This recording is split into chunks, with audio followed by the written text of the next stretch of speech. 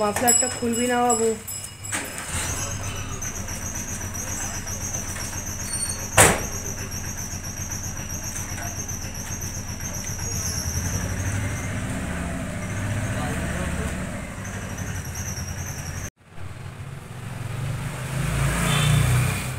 শুভ সকাল বন্ধুরা, আমি রাখি। আমি আমার মতো আর একটি ব্লগ নিয়ে আপনাদের সামনে হাজির হয়েছি। সকালবেলাও আজকে উঠে দেখলাম চারিদিকে হচ্ছে কুয়াশায় ভরা, মেঘ করেছে। গতকালও এইরকমই বাজে ওয়েদার ছিল, কিন্তু একটু বেলা বাড়ার সাথে সাথে একটু রোদ উঠেছিল। দেখা যাক আজকে রোদ ওঠে নাকি, কিন্তু ঠান্ডাটা না বেশ ভালোই পড়েছে। আপনারা এই শীতে কে কেমন আছেন জানাবেন। হ্যাঁ, আমি তো ভীষণই শীত কাতুরের মানুষ, আর আমার পক্ষে খুবই কষ্ট হচ্ছে। চলুন আর বাইরে বেশিক্ষণ দাঁড়াবো না, ভিতরে যাই। আমরা হচ্ছে টিফিন করবো। ছেলের তো টিফিন তৈরি হয়ে গেছে, একবারে ছেলেকে দিয়েও দিলাম, ছেলে বেরিয়ে গেল। আর আলাদা করে টিফিন তৈরি করতে হবে না, ওটাই আমরা হচ্ছে খেয়ে নেব। আর আজকে আমার ক্লাস রয়েছে, বেরোতে হবে তাড়াহুড়ো করে। অনেকক্ষণ রান্নাঘরে চলে এসেছি, কড়াইতে চাপিয়ে দিয়েছি তেল। এই মাছ করব, কাতলা মাছ। আর এখানে হচ্ছে ভেজে নিয়েছি আলু ফুলকপি। আর এখানে হচ্ছে একটু মুসুর ডাল বসিয়ে দিয়েছি।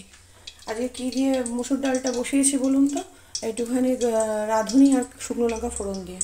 আর এখানে না মাছের দুটো মাথা আছে, মানে একটাই মাথা দুভাগ করা, ওটা ভেজে রেখেছি। যে কী বলে, বাঁধাকপি এনেছিলাম, তো সেইটাই করবো। তো এটাকে রেখে দেবো, এটা রাতে করব। আর করব একটুখানি উচ্ছে ভাজা। মাছের ঝোলটা ফুটেও এসছে, মাছগুলো দিয়েও দিয়েছি। আর এই পাশে হচ্ছে শিরো চিকেনটাও করা হয়ে গেছে, একটু হলুদ দিয়ে সেদ্ধ করে দিয়েছি।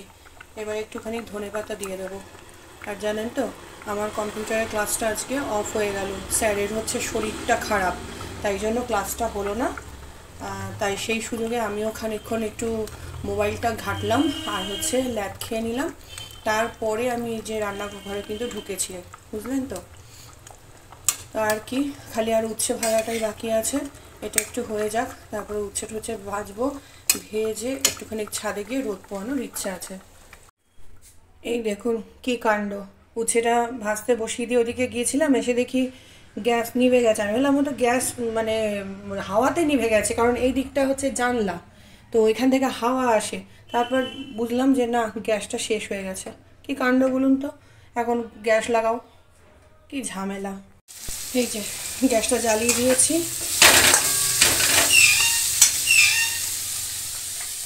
সিঁড়ির ঘর থেকে টেনে টুনে আনলাম, প্রচণ্ড ভারী, কোমরে লাগে বড্ড।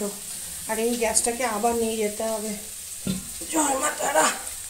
ওরে বাপরে, এক হাতে তুলে নি। আপাতত এই ডাইনিংটায় রাখি, বর এসে তুলে দেবে, থাক। রান্নাঘর পুছে পাছে পরিষ্কার করে ছাদে চলে এলাম কফি হাতে।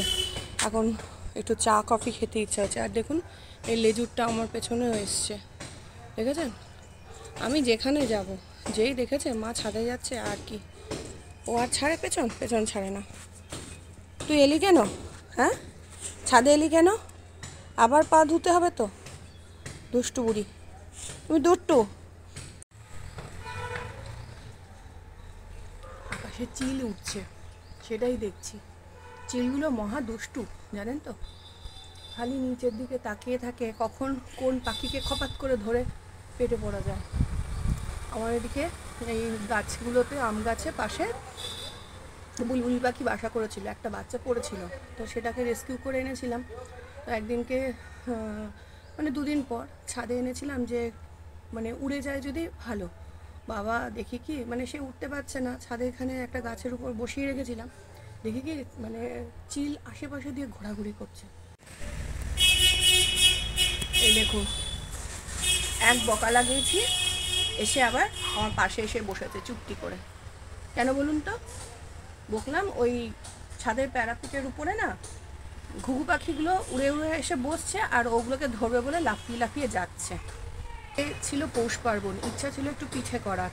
সন্ধ্যাবেলায় না মানে সব কিছু সরঞ্জাম নিয়ে বসেও ছিলাম, করবো কি, ছেলে চলে এসছে পড়া থেকে, ব্যাস ও আমার পেছন পেছন ঘুরঘুর করা শুরু করলো। আলাম না, এ যদি এখন করা শুরু করি, ও পড়তেও বসবে না, কিচ্ছু না। আমি সব কিছু গুটিয়ে গাটিয়ে রেখে দিলাম। ছেলে বললো মা করবে না, কারণ প্রত্যেক বছরই কি এক আধটা আইটেমই জানি সেটা করার চেষ্টা করি।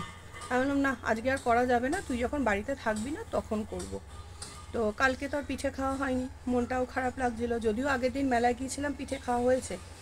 তো কালকে রাত্রিবেলা বর যখন ফিরলো বাড়িতে, আমার ভাগ্নে বউ এক কৌটো পিঠে পাঠিয়ে দিয়েছে, পাটিসাপটা, আর সেটাই খেলাম। খুব ভালোও হয়েছে পাটিসাপটাটা, খুব টেস্ট মানে হয়েছিল, ভেতরে সন্দেশ দিয়ে করেছিল। যাই হোক, খুব এনজয় করে খেলাম। আমি বলছি দেখ বৌমণি পাঠিয়ে দিয়েছে, তোর পিঠে খাওয়াও হয়ে গেল, আর মানে পৌষ পার্বণের যে ফার্স্ট ডেটা খেতে হয় একটা, সবাই একটা বলে, সেটাও হলো। তো দেখি আমি নিজে কবে করতে পারি। তো চলুন, গা গরম হয়ে গেছে, পিঠ পুড়ে যাচ্ছে এবার রোদে, এবার নিচে যাই একটুখানি।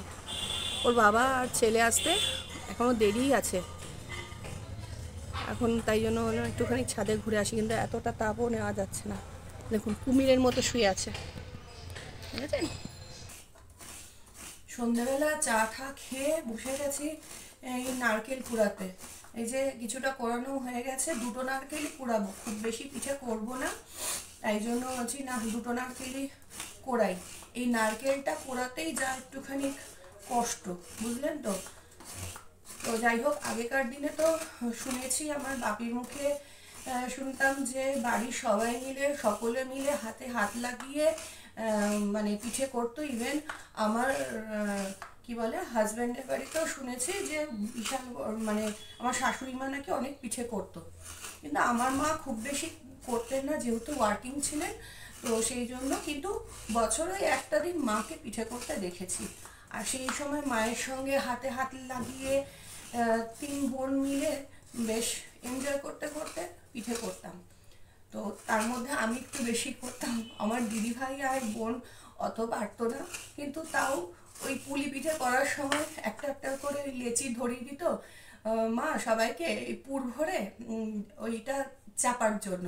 তারপরে কি বলে সেই পুতুল, মানে ওই যে ময়দাটা বা চালের গুঁড়ি দিয়ে ডোটা মাখা হতো, সেইগুলো দিয়ে ভেতরে পুর ভরে ওই পুলি পিঠের পুতুল তৈরি করে তারপরে হচ্ছে দুধে দিয়ে মা জাল দিত। তো 3 বোনের জন্য 3টে দিত।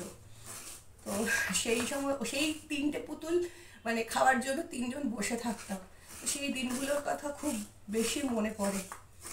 তো আগেকার দিনে মানে এই খাটনি, মানে কি বলুন তো, সবাই হাতে হাত লাগিয়ে যেহেতু করতো, তাই জন্য অত খাটনি বলে মনে হতো না। অনেক পিঠে করা হতো আগেকার দিনে শুনেছি। আর সেই সময় তো চালের মানে গুঁড়ি থেকে শুরু করে সব কিছুই বাড়িতে করা হতো। শিলপাটায় চাল ভিজিয়ে তারপরে বাটা হতো। আমার মাকেও দেখেছি প্রথম প্রথম মানে শিলে চাল বেটে গুঁড়ি করতে। তারপর তো আস্তে আস্তে ধরুন মানে মিক্সি এলো, তারপরে এখন তো চালের গুঁড়ি কিনতেই পাওয়া যায়। অনেক মানুষ আছে, যেমন আমি ধরুন না, আমি কি আর চালের গুঁড়ি করেছি বাড়িতে, আমি দোকান থেকে কিনে নিয়ে এসেছি, তাই জন্য খাটনি খানিকটা কমে যায়। তো বছরে একটা দিন না করলেই নয়। সমস্ত পিঠেগুলো না আমি মার কাছ থেকেই শিখেছি, মা খুব ভালো পিঠে করতো। আর 3 বোন মিলে বাটি হাতে বসে থাকতাম সেই পিঠে খাওয়ার জন্য। তো সেই দিনগুলোর কথা খুবই মনে পড়ে, সত্যি সেই দিনগুলো যদি ফিরে পেতাম এখন খালি ভাবি যে তাহলে খুবই ভালো হতো। এবার হাজব্যান্ডের মুখ থেকে শুনেছি যে আমার শাশুড়ি মা অনেক অনেক পিঠে করতেন, তো কত রকম পিঠের কথা বলে, তো সেই সমস্তগুলো করতো, আর হচ্ছে তারা অনেক দিন ধরে খেত রেখে, সেগুলোও শুনেছি। আর পিঠে তো বাসি হলে খারাপ হয় না, পিঠে যত বাসি হয় তত নাকি ভালো লাগে টেস্ট। দেখুন ছেলে চলে এসছে রান্নাঘরে, বললাম না এই যে এখানে পুরটা করেছি, আর সে এখন টেস্ট করবে আর পেছন ঘুরবে। মিষ্টি আছে, এখন পেছন পেছন ঘুরছে। ওদিকে হচ্ছে ব্যাটারটা বানিয়ে রেখেছি, আর এদিকে করলাম হচ্ছে পুরটা তৈরি। গ্যাসটার কি অবস্থা করে ফেললাম দেখুন, এটা পরিষ্কার করবো, পুরটা একটু ঠান্ডা হোক তারপরে পিঠেটা করব। ততক্ষণে একটু গ্যাসটা পরিষ্কার করে ফেলি। যাক, এই পিঠেটা হলো। প্রথম পিঠেটা কিন্তু হয়নি জানেন তো, ফেটে গেছে মাঝখানে, দেখবেন এই দেখুন, বেশ জালি জালি ইয়েটা উঠেছিল, পাতলা হয়ে গেছিলো না কি জানি। আবার একটু ময়দা দিলাম, আর চালের গুঁড়ির সুজিটাও হয়তো বেশি হতে পারে তাই জন্য। তো যাই হোক, ময়দা দিয়ে তারপরে আবার করলাম, দেখলাম এবার হয়েছে। ওই যে ছেলেকে একটা দিয়ে দিয়েছি, পেছন পেছন ঘুরছিল, আমার সিগার চলে আসছে। তাই তো দেখছি। দিস না ওকে রান্নাঘরে ঢোকাস না। বাচ্চা কাচ্চারা ঘুরঘুর করবে না, কে করবে বলুন তো? ওদের জন্যই তো করা। আমরাও যখন ছোট ছিলাম তখন আমরাও মায়ের পেছন পেছন ঘুরঘুর করতাম, তাই না? পিঠে করতে করতে না পুরো কোমরটা ধরে গেছে, প্রচণ্ড ব্যথা হচ্ছে কোমর। এতক্ষণ দাঁড়িয়ে থেকে করাটা সত্যি কষ্টের। তো চলুন বন্ধুরা, আমি একটু বসে নিই, একটু জিরিয়ে নিই, তারপরে আবার অন্যদিকে কাজ করতে হবে। আজকে আর আপনাদের সাথে বিশেষ কিছু শেয়ার করা নেই। তো আজকের ব্লগটা যদি আপনাদের ভালো লেগে থাকে তাহলে প্লিজ একটা লাইক কমেন্ট শেয়ার করে দেবেন, আর অবশ্যই একটা সাবস্ক্রাইব করে দেবেন। তো আজকের মতো টাটা, আবার দেখা হবে নেক্সট ব্লগে।